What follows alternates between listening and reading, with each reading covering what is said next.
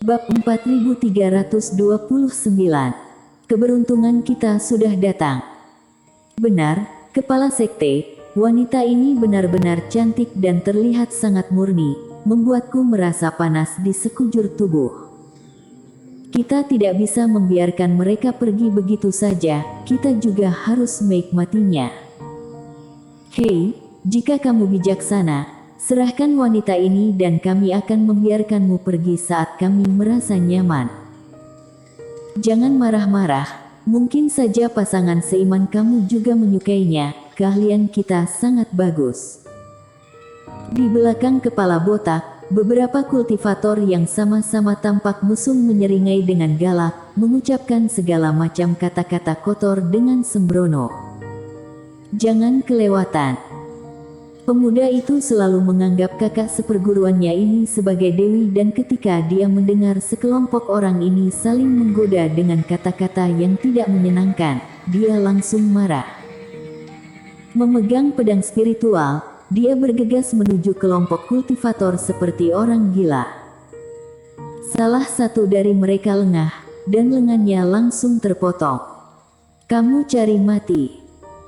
Kultivator botak sangat marah dan dengan lambaian tangannya, beberapa kultivator bergegas mendekat dan segera pedang spiritual di tangan pemuda itu diterbangkan dan dia diinjak-injak di bawah kakinya. Kakak seperguruan, aku tidak berguna, cepat lari. Dasar kalian sekelompok bajingan, aku akan bertarung dengan kalian. Air mata menggenang di mata pemuda itu dan seluruh tubuhnya tiba-tiba membengkak karena reiki. Anak muda itu hanya membenci dirinya sendiri karena tidak pandai belajar dan tidak bisa melindungi orang yang paling dia cintai. Gawat, cepat mundur. Orang ini gila. Dengan semburan reiki, pemuda itu meledakkan jiwa dewanya. Melihat situasinya tidak baik, si botak dan yang lainnya yang sudah melarikan diri lebih awal, tetap digulingkan oleh gelombang reiki ini. Ketika mereka terbang kembali, mereka menemukan bahwa asap dan debu telah hilang, tetapi wanita itu tidak melarikan diri, dia masih berdiri di sana dengan wajah pucat. Hehe, adik seperguruanmu terlalu bodoh, tapi kakak seperguruan jauh lebih pintar. Sekarang sudah gelap dan kamu tidak bisa melarikan diri. Jadi sebaiknya kamu bekerja sama denganku, membuat kami senang dan kami akan membiarkanmu pergi ketika kami puas. Kultivator botak itu mendarat di tanah dan berkata dengan senyum sinis. Tubuh halus wanita itu sedikit bergetar dan dia perlahan mengangkat kepalanya. Tapi matanya tidak dipenuhi rasa takut dan kepengecutan, melainkan kesedihan dan tekad. Adik seperguruan, kamu bodoh sekali, apa menurutmu aku akan hidup sendiri setelah kamu mati? Kalian sekelompok bajingan ini akan mendapatkan balasannya. Wanita itu dengan tegas bergegas menuju kerumunan. Kemudian, ada suara keras lainnya di pulau itu. Selusin kultivator mundur dengan mengenaskan lagi. Sialan, dua orang ini gila, mereka memilih untuk meledakkan jiwa dewa mereka sendiri. Sebenarnya jika mereka tidak bunuh diri, ketika kita sudah bosan, mereka juga akan mati. Tapi sayang sekali dia sudah mati sebelum memainkannya. Menyaksikan kematian pasangan seiman yang tragis itu, sekelompok kultivator ini tidak menunjukkan simpati atau rasa bersalah. Di dunia jalan surga, di mana kenangan akan terhapus, seperti yang ditebak oleh Eric Kin, banyak kultivator akan mengungkap kegelapan yang tersembunyi di lubuk hati terdalam, bahkan mengubah kepribadian mereka secara drastis. Dan sekelompok orang ini mengilhami kekotoran dan keburukan di hati mereka, sehingga mereka berkumpul bersama dan memanjakan hati jahat mereka secara terang-terangan. Hei, apa itu? Pada saat ini, seorang kultivator tiba-tiba melihat seberkas cahaya di langit 2 atau 300 mil jauhnya. Selama berada dalam garis pandang, seberkas cahaya yang jatuh dari langit sangat menarik dan menyilaukan. Namun, sesaat kemudian seberkas cahaya itu menghilang. Cahaya itu begitu terang sehingga seolah-olah jatuh dari langit. Pulau itu, sepertinya kita pernah ke sana sebelumnya. Benar, pulau dengan formasi teleportasi.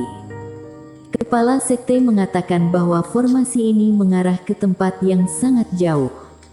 Mungkinkah seseorang mengirimnya ke sini dan membawa harta karun? Benda ini jangan-jangan. Kultivator botak mengecilkan pupilnya dan terkejut sesaat. Kepala sekte, apakah kamu tahu seberkas cahaya ini? Tanya orang-orang di sekitarnya. Apakah kalian masih ingat pertempuran besar di Tanah Poin Bintang? Kultivator botak menyipitkan matanya dan mengingatkan. Tentu saja ingat, maksud kepala sekte adalah. Kultivator lain juga bereaksi seketika. Sebenarnya dengan kekuatan mereka, meski mengikuti kompetisi memperebutkan Tanah Poin Bintang, mereka dengan cepat tersingkir. Ingatan pada saat itu tidak terlalu bagus. Bagaimanapun juga jika mereka benar-benar memiliki kemampuan, mereka tidak akan lari ke pinggiran laut warisan untuk menggertak para kultivator yang sendirian. Benar bahwa para kultivator ini benar-benar memanjakan iblis di dalam hati mereka, tetapi mereka tidak mengubah karakter mereka yang menggertak dan takut pada kekerasan. Kekuatan yang kuat itu tidak berani memprovokasi mereka, sehingga mereka lari ke pinggiran. Namun, bagaimanapun juga mereka telah berpartisipasi dalam kompetisi dan setelah diingatkan oleh kepala sekte, para kultivator segera mengingat sesuatu. Aku ingat, aku mendengar sebelumnya bahwa kekuatan suci yang ditangkap dari Tanah Poin Bintang akan bersinar dengan cahaya. Omong-omong, di tubuh Yudhira Ying dan Kelvin Peng itu juga ada cahaya. Maksud kepala sekte adalah seorang kultivator yang melarikan diri ke sini setelah memperoleh kekuatan suci di daerah lain. Setelah satu kultivator selesai berbicara, semua mata kultivator berbinar. Semua orang tahu apa arti kekuatan suci.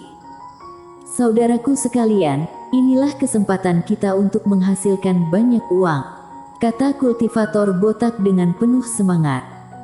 Kekuatan suci ini adalah hal yang baik, dengan melatih ilmu Dewa Bintang pasti akan meningkatkan kekuatanku. Pada saat itu kita bisa melakukan perampokan jauh lebih lancar. Beberapa orang yang takut kita provokasi sebelumnya, itu bisa ditangani di masa depan. Benar sekali, para pejuang kebanggaan itu berjuang mati-matian untuk kekuatan suci. Mereka tidak menyangka kita bisa mendapatkannya dengan mudah di sini. Karena orang itu berteleportasi, dia pasti sedang melarikan diri, mungkin dia terluka parah. Tidak, dia pasti terluka parah. Kalau tidak dia harus menunggu seberkas cahaya menghilang sebelum datang dan jika tidak ada cukup waktu, dia akan datang ke sini dulu. Sekelompok orang ini banyak mengobrol dan mereka benar-benar menganalisis situasi Eric Kin dengan benar.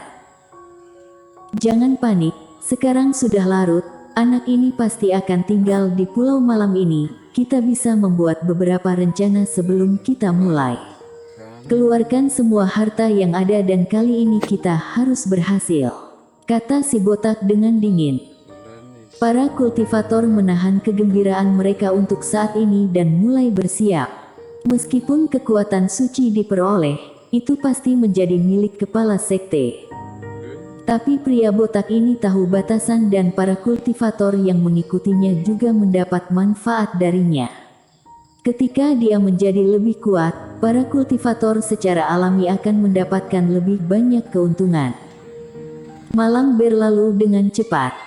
Keesokan paginya, Eric Kin keluar dari ruang memurnikan obat. Sinar cahaya pada dua kekuatan suci benar-benar menghilang.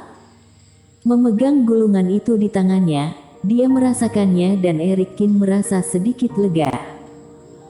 Benar saja, ketika 7 hari berlalu, sinar cahaya yang mengganggu itu menghilang tanpa jejak.